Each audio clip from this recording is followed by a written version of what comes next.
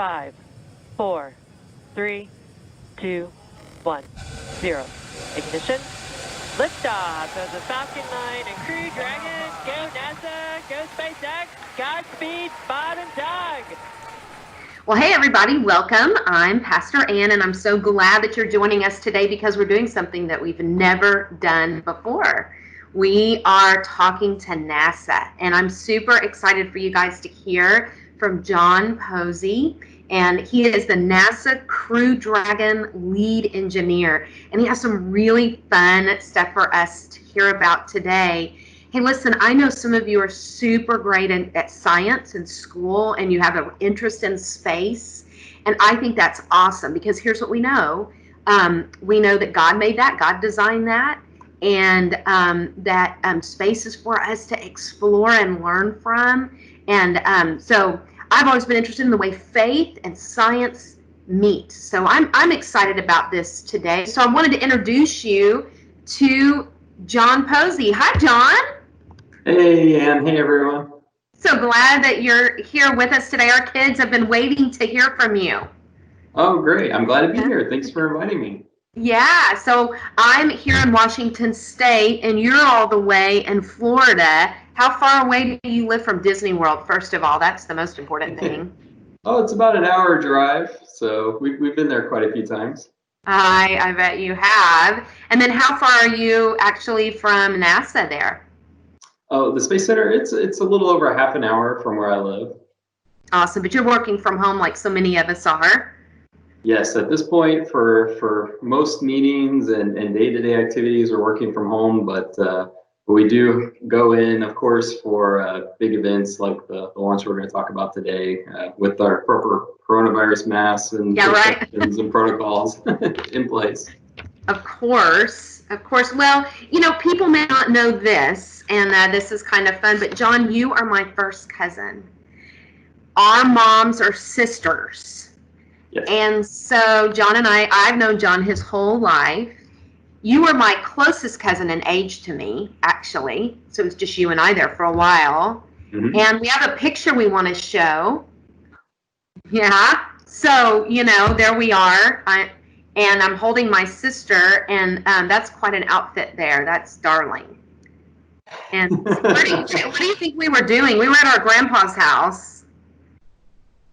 Yeah, we were probably getting ready for going out to services, maybe Easter.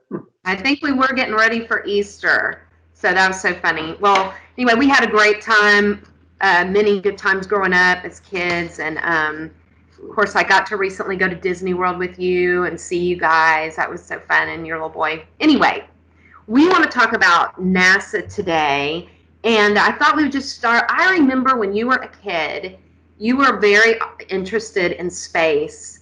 Tell me about your interest in space exploration as a kid. Where did this all start? Yeah, I definitely remember, being very interested in space and, the space shuttle as a kid.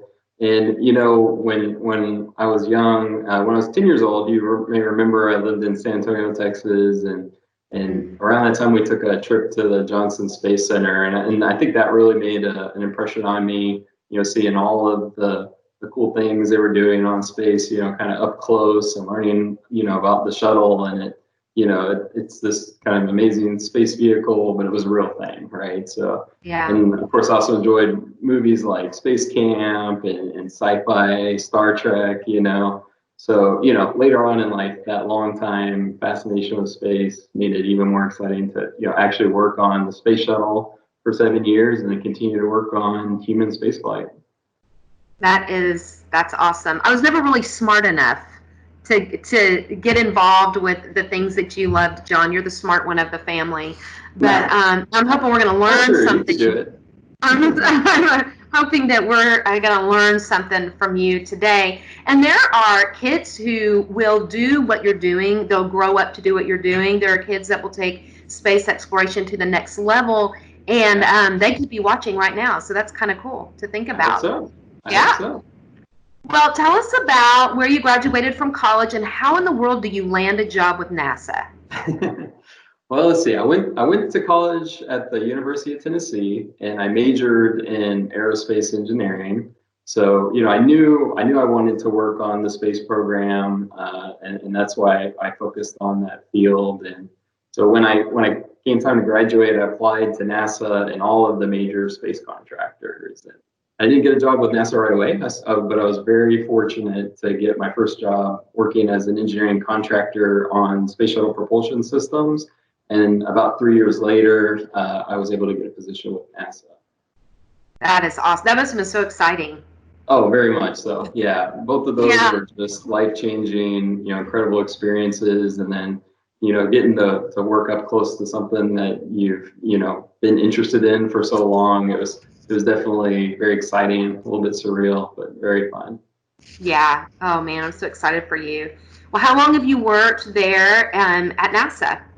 Yeah, so I've worked with NASA for 13 years now. Wow. So a little while.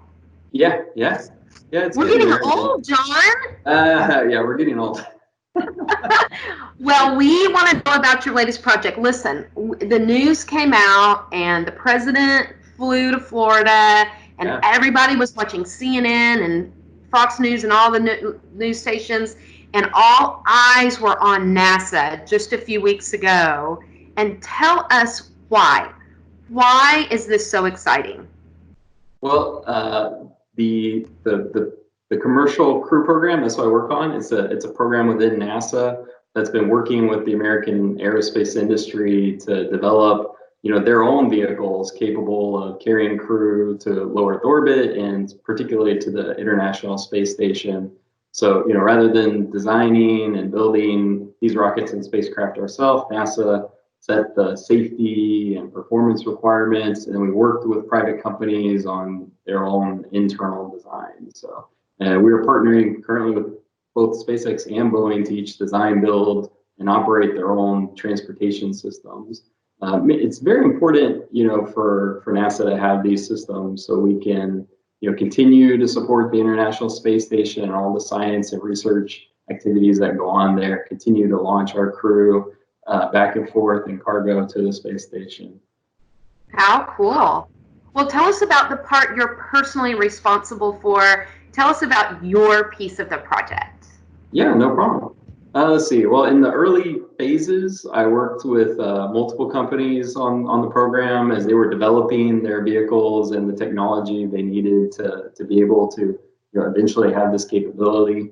More recently, once we selected SpaceX and Boeing to actually go build capsules, I was assigned to work on the Crew Dragon, which is the spacecraft that SpaceX is designing and working with us on. My role is NASA Crew Dragon lead engineer. So what that means is I work with a team of NASA engineers, an incredible spacecraft engineering team made up of groups of folks across multiple NASA centers, mostly the Johnson Space Center here in Houston and the Kennedy Space Center here in Florida, as we work with the also incredible SpaceX engineering team headquartered out of Hawthorne, California, that's designed, built, and is currently right now operating the Crew Dragon spacecraft and the Falcon 9 rocket that delivers the Dragon and crew into orbit. So the Dragon is the capsule on the top of what we see, and I think we have a picture of that, a beautiful picture that NASA provided of the Dragon. It is really something to see. And there are 2 astronauts in the Dragon currently. Actually, they're at the International Space Center. They're out of the capsule, and they're going to be coming home soon. Tell us who the 2 astronauts are. Yeah, Bob Behnken and Doug Hurley are the 2 astronauts. That's Bob Behnken there on the left, and Doug Hurley on the right.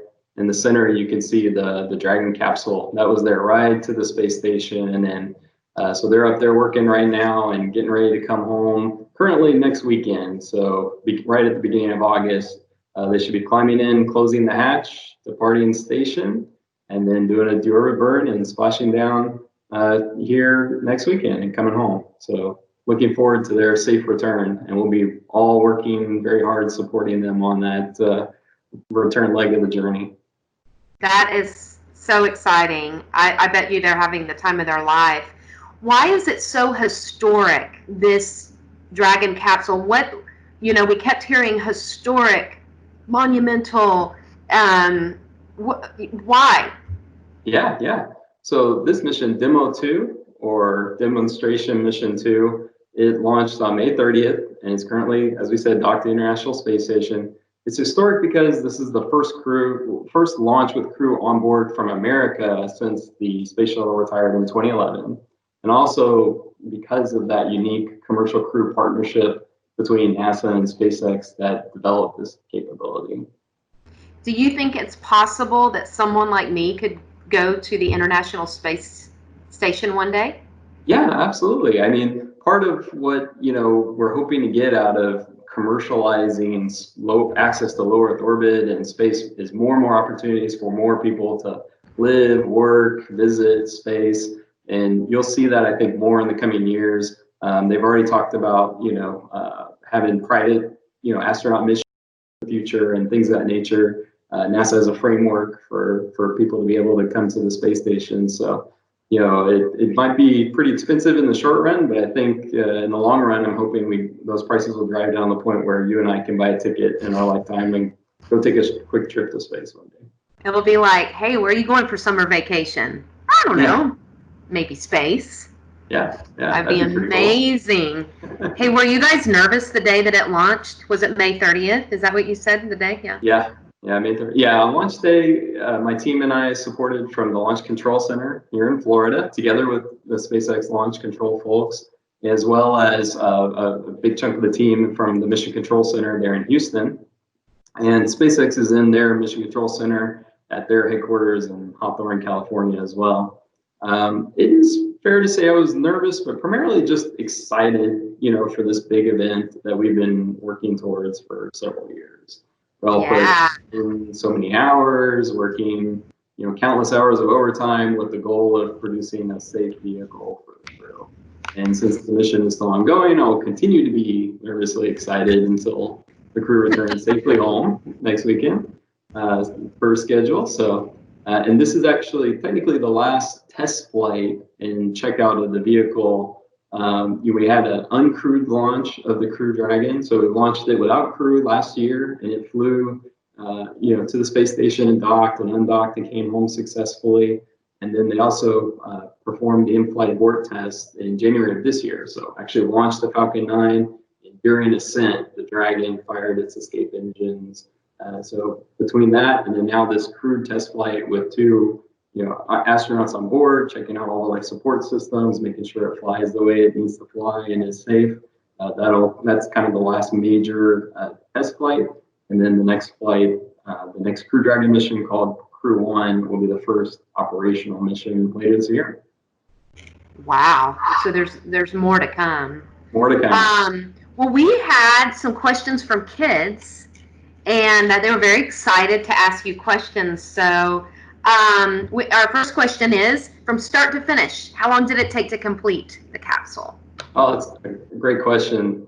It's hard to say exactly because they do a lot of early work on long lead items, but I'd say roughly 1.5 to 2 years. But they're building multiple capsules in parallel. The next capsule for this upcoming Crew 1 mission is almost built. So they're producing multiple ones, and I think as they build more and more, they'll probably get a little faster at it too. Awesome. And just for everyone to know where the International Space Station is located, John, where is it located exactly? It is in low Earth orbit. So it is currently overhead orbiting. In fact, you can look up the times when it will be visible, from home, and you can go out and actually watch it like a star streaking across the sky. I have seen it from Houston. They will tell us when and we all run outside and look up, and we can see it. It's like, like you say, a star or a plane or something going right over, and it's down to the second that they say that it'll be. It's amazing. Yeah, I've seen that. Okay, back to the capsule. What's the coolest feature, in your opinion, of the capsule? Yeah, there's a lot of cool features, so it's hard to pick one. I guess I'd say the big touchscreen display panels are really cool. They provide, all the information the astronauts need to see with great, visual cues and awareness. So it's just The like a big, huge TV that they can Yeah, touch and get. yeah. There's Cool. 3 huge display panels. Yeah, we should post a picture of that. Oh, yeah, I would love that. The astronauts worked really closely, with SpaceX on those designs. And then another really cool feature I mentioned is a little while ago is the ability to perform a launch escape. If there's ever a problem with the rocket during launch, the Dragon can detect that, turn on the 8 rocket engines that would pull the capsule away and return the crew safely home. So, that's a really cool feature to have. But, Nice. Well, Brock Morgan wants to know a few questions about space. sure. Can plants grow in space? Yeah. There have been many experiments related to growing plants in space and how microgravity affects that. Plenty of that information associated with the space station research. And a very important question: can you eat hamburgers? Can you eat? Sure, I guess you could, but if you do, it might get pretty messy. They try to avoid messy foods, so bits and pieces don't float away and cause problems with equipment. But I think Like the usually that ketchup could happens. spew out and start and hit your friend in the face. Yeah, that might annoy your fellow astronauts a little bit. It would. Well, that's a great transition for you to talk a little bit about gravity and why don't we have gravity in space? Well, there is gravity in space, which leads to the orbits. The moon orbiting the Earth orbiting the sun. But when you're in orbit, it's kind of like you're in free fall. So, like when you go over a hill on a roller coaster, how you feel like you kind of go weightless, like you can lift up out of your seat until you come back down on the other side. That's kind of what you feel like. There's no gravity. So when you're in orbit, if you can imagine, you're above Earth and you're going sideways very fast, and you're falling, but you're going so fast that as you fall, you miss the Earth, and you just keep going around. And that's really what an orbit is. One way of visualizing it. So wow.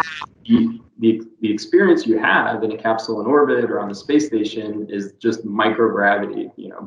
Like there's essentially no gravity, even though you're very close to the Earth, and that mass is generating gravity, of course. Awesome. Do you think the space food tastes good that they're eating? I'm sure it tastes good. There's a team of folks that work very hard to make sure that they get the right meals and right nutrition, and that tastes good.